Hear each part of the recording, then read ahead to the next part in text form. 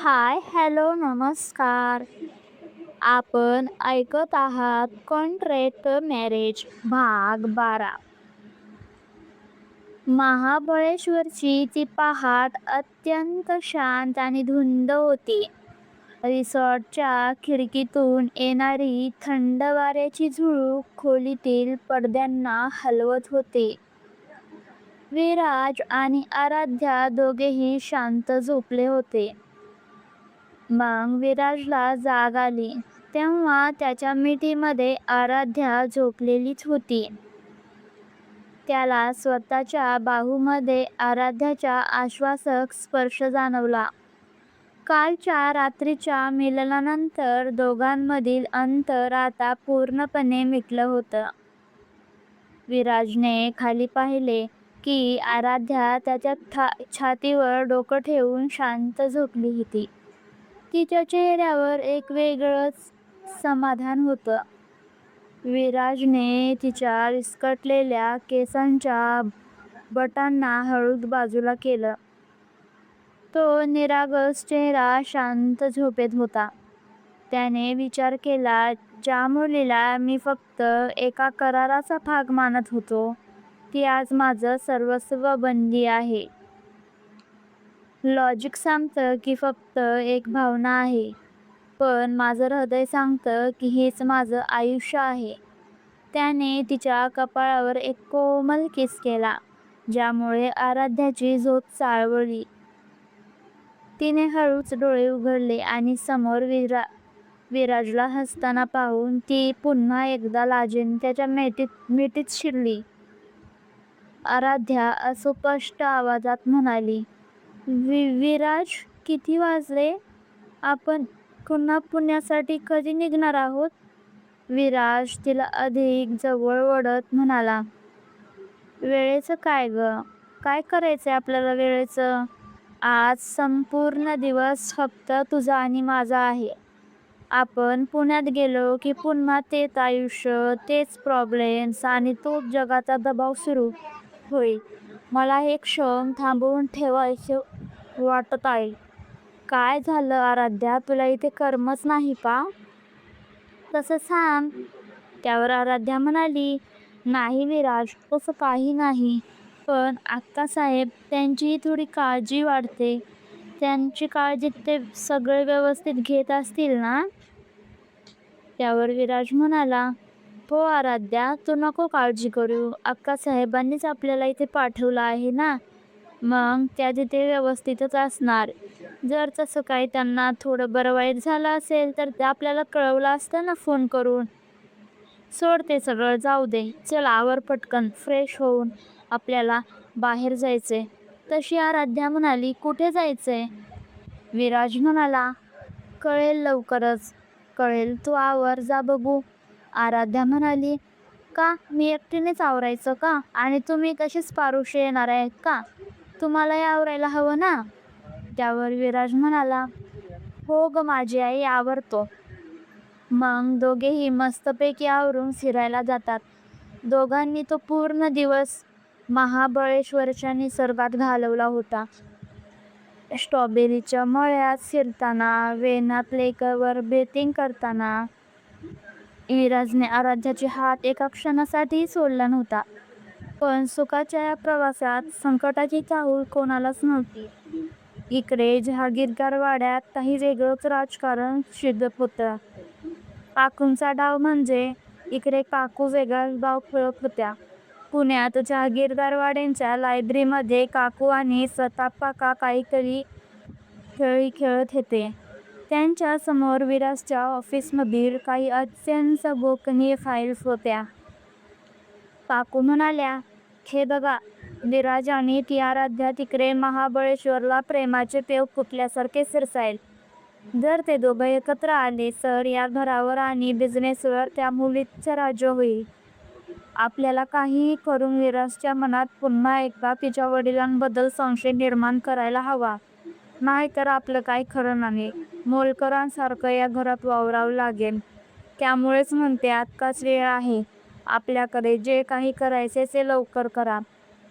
तसे प्रताप काका म्हणाले, हिने काय केलंय माहिती आहे का? विराजच्या कंपनीतून 5 कोटी रुपये कुलकर्णीच्या जुन्या कंपनीच्या बँक खात्यात ट्रान्सफर केल्याचे बनावट कागदपत्र तयार केले आहेत. आता विराजला वाटेल की आराध्याने त्यांच्या नकळत हे पैसे तिच्या बाबांना वळवले आहेत. बघा आता कसं पडतंय ते. जाळ आणि जूर समतच. काकूंच्या चेहऱ्यावर एक क्रूर हसू आलं. त्यांना माहिती होतं की विराजला फसवणूक अजिबात सहन होत नाही. फिरून झाल्यानंतर आराध्या आणि विराज पुण्याला जायला निघतात आणि काही वेळाने ते पुण्यात देखील येऊन पोहोचतात. रात्रीचे साधारण 10 वाजले होते. विराज आणि आराध्या आनंदाने हसत हसत वाड्यात शिरले. अक्कासाहेब त्यांच्या स्वागताला उभ्याच होत्या. अक्कासाहेब म्हणाल्या, या या माझ्या बाळांनो, किती आनंदात दिसताय दोघं. आराध्या, तिच्या चेहऱ्यावरची चमक कायम राहू दे ग पोरी. आराध्याने अक्कासाहेबांचे आशीर्वाद घेतले. सगळं काही ठीक चाललं होतं. तोपर्यंतच विराजचा फोन वाजला. समीरचाच फोन होता. विराज म्हणाला, बोल समीर, काय झालं? यावेळी फोन केला, काही प्रॉब्लेम झालाय का? समीरचा आवाज घाबरलेला होता. सर सर प्लीज ऑफिसमध्ये या. खूप मोठी गडबड झाली आहे. आपल्या मुख्य अकाउंटमध्ये 5 कोटी रुपये बेकायदेशीरपणे त्या कुलकर्णीच्या अकाउंटमध्ये ट्रान्सफर झाले आहेत. आणि धक्कादायक गोष्ट म्हणजे ज्या आय डीवर मी ट्रान्झॅक्शन झाले तो तुमचा खाजगी लॅपटॉप आहे आणि तो तुमच्या घरी असताय तो. विराजचा चेहरा पांढरा पडला. त्याच्या डोळ्यातील तो प्रेमाचा ओलावा एका क्षणात गायब झाला आणि तिथे पुन्हा एकदा संशयाचे ताहूर माजले. त्याने आराध्याकडे पाहिले, जी अक्कासाहेबांशी हसून बोलत होती. विराज खूप गंभीर आवाजात म्हणाला, आराध्या, तू महाबळेश्वरला निघण्यापूर्वी माझा लॅपटॉप वापरला होतास का? आराध्या दचकली. ती विराजच्या बदललेल्या स्वरामुळे थोडी गोंधळली. तिला वाटलं हे अचानक असे का बोलतायत. त्यावर आराध्या म्हणाली, हो विराज, मी फक्त बाबांच्या आश्रमाची काही माहिती चेक करण्यासाठी तो घेतला होता. पण का, काही झालंय का? तुम्ही असं का विचारताय मला? विराजने काहीही उत्तर दिले नाही. त्याने रागाने आपला हात भिंतीवर आदळला. अक्कासाहेब आणि काकू त्याच्याकडे धावत आल्या. विराज ओरडून म्हणाला, समीर सांगतोय की 5 कोटी रुपये तुझ्या बाबांच्या जुन्या कंपनीच्या खात्यात गेलेत आणि ते सुद्धा माझ्या लॅपटॉपवरून. आराध्या, हे काय आहे? तू हे सगळं नाटक फक्त 5 कोटींसाठी केलं होतंस का? महाबळेश्वरची ती रात्र, तो स्पर्श, हे सगळं फक्त मला फसवण्यासाठी होतं का? आराध्याच्या पायाखालची जमीनच सरकली होती. तिचे डोळे विस्फारले गेले होते. आराध्या म्हणाली, विराज, तुम्ही काय बोलताय? मला काहीच माहिती नाहीये. मी हे पैसे का घेईन? आणि बाबांची कंपनी तर बंद आहे ना, तुम्हाला माहिती आहे. बंद कंपनी असेल तर हे सगळं खोटं आहे विराज. कोणीतरी आपल्याला फसवायचा प्रयत्न करतोय. मला त्यात अडकवायचा प्रयत्न करतोय विराज. कळत कसं नाहीये तुम्हाला? मध्येच काकू तोंड घालत म्हणाल्या, बघा, मी आधीच म्हटलं होतं ना, या मध्यमवर्गीय मुलीला फक्त पैशांची हाव असते. विराज, तू तिच्या प्रेमात इतका आंधळा झालास की तुला दिसलं सुद्धा नाही ही तुला लुटायला आली आहे. 50 कोटींनी तिचं पोट भरलं नाही म्हणून आता 5 कोटींची चोरी. त्यांच्या रक्तातच असतं हे विराज. विराज आराध्याचा हात जोरात पकडून म्हणाला, उत्तर दे आराध्या, मला उत्तर दे. माझा लॅपटॉप तू वापरला होतास. तुझे पैसे तुझ्या बाबांच्या खात्यात गेलेत. आता सांग, हे काय आहे? आराध्या, एवढं पुरेसं नाहीये का? अजून काही देऊ का तुला?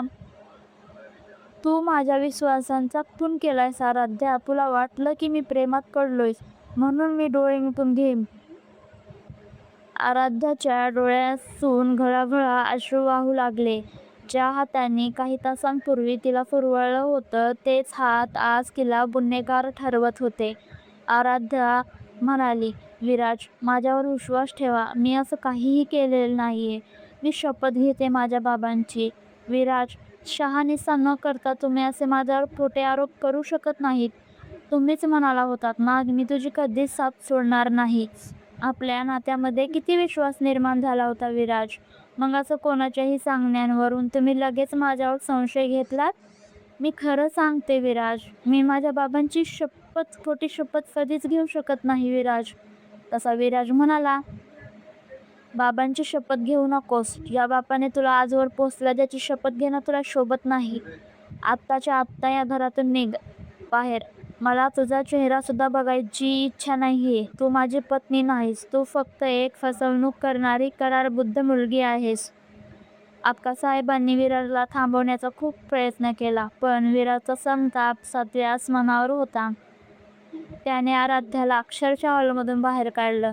भर पावसात रात्रीच्या वेळी आराध्या वाड्याच्या बाहेर गेटच्या बाहेर पडली होती. तिच्या मनात खूप विचार होते आणि ते तिला खूप सतवत होते. आराध्या मनातल्या मनात म्हणाली, ज्या पावसाने काल आमच्या प्रेमावर मोहोर उमटवली होती, तोच पाऊस आज माझ्या डोळ्यातील अश्रू पुसायला आलाय. विराज, तुमचं हे वागणं मला अजिबात पटलेलं नाहीये. मी सिद्ध करेन विराज की मी निर्दोष आहे, पण त्यानंतर तुमच्या या घरात परतण्यासाठी तुम्हाला माझं मन पुन्हा एकदा जिंकावं लागेल विराज. विराज खोलीत येऊन वस्तूंशी तोडमोड करत म्हणाला, मी पुन्हा एकदा हरलो. प्रेमाच्या नावाखाली पुन्हा एकदा फसवणूक झाली आहे माझी. आराध्या, मी तुला कधीच माफ करणार नाही, कधीच नाही. खूप मन दुखावलंयस आराध्या तू माझं, खूप. मी पहिल्यांदाच कोणावर इतकं प्रेम केलं होतं आणि त्या प्रेमाचा विश्वासघात केलास आराध्या तू. मला वाटलं नव्हतं ग तू एवढ्या खालच्या थराला वागशील. आराध्या इकडे आराध्या पावसामध्ये भिजून रस्त्यावरून चालत होती. तिचे रक्षण करण्यासाठी इथे कोणीच नव्हते. तेवढ्यात एक गाडी तिच्या जवळ येऊन थांबते. तशी अचानक आराध्या घाबरून त्या गाडीकडे बघते, तर गाडीतून एक तरुण बाहेर येतो आणि तिच्या डोक्यावर छत्री धरतो. तर हा तरुण कोण आहे? विराजचा शत्रू की आराध्येचा रक्षक? तर कशी वाटली कथा कमेंटमध्ये नक्कीच सांगा. आणि जर कथा आवडली असेल तर लाईक, शेअर अँड सबस्क्राईब करायला विसरू नका.